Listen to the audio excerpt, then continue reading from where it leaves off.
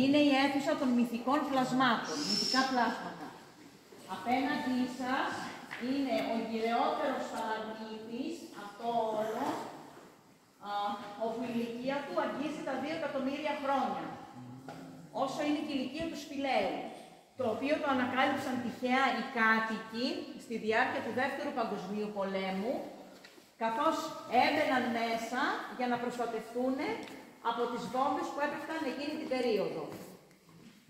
Αφού τελείωσε ο πόλεμος και αργότερα, περνούσε τυχαία από το μέρος ο διάσημος ο σπηλαιολόγος ο Ιωάννης ο Πετρόχυλος, θέλει να το εξερευνήσει, έτσι ήρθε μαζί με τη γυναίκα του, την Άννα του Πετροχύλου, σπηλαιολόγο και ομάδα, ήρθαν το 1952, έχασαν για 4 χρόνια, μέχρι το 56 και από το 56 και μετά είναι ανοιχτό για το κοινό, η ηλικία του είναι 2 εκατομμύριων χρόνων. Λοιπόν, εμείς τώρα είμαστε μέσα στο λόφο που ονομάζεται Γορίτσα.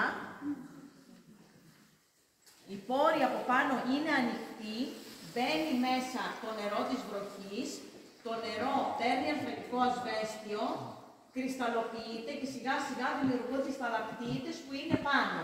Και καθώς πέφτει η σταγόνα από το σταλακτίτη κάτω, κατά τον ίδιο τρόπο, νερό και ανθρακικό ασβέστιο, δημιουργεί το σταλαγμίτης.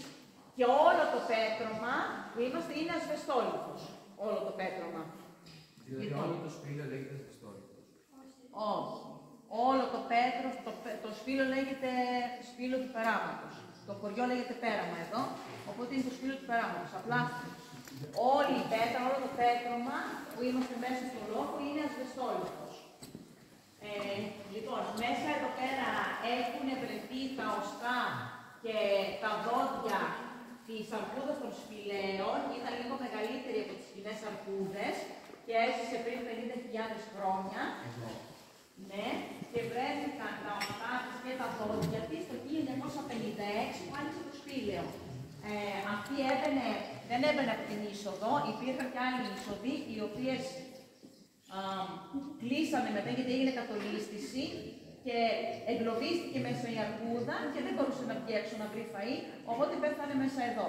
Εδώ κυκλοφορεί και ένα είδος αράχνης, η οποία έχει πάρει το όνομά της από τον Πετρόχυλο, ονομάζεται πετροχυλόζη, είναι κουφή, τυφλή και μπορεί να μείνει νηστική για 1 χρόνο. Και όπως σε κάθε σπήλαιο έχουμε και τις νυχτερίδες, οι οποίες μπαινοβγαίνουν και έρχονται το βράδυ, αράζουν εδώ και κοιμούνται εδώ. Αυτά. Λοιπόν, θα συνεχίσουμε τώρα από εδώ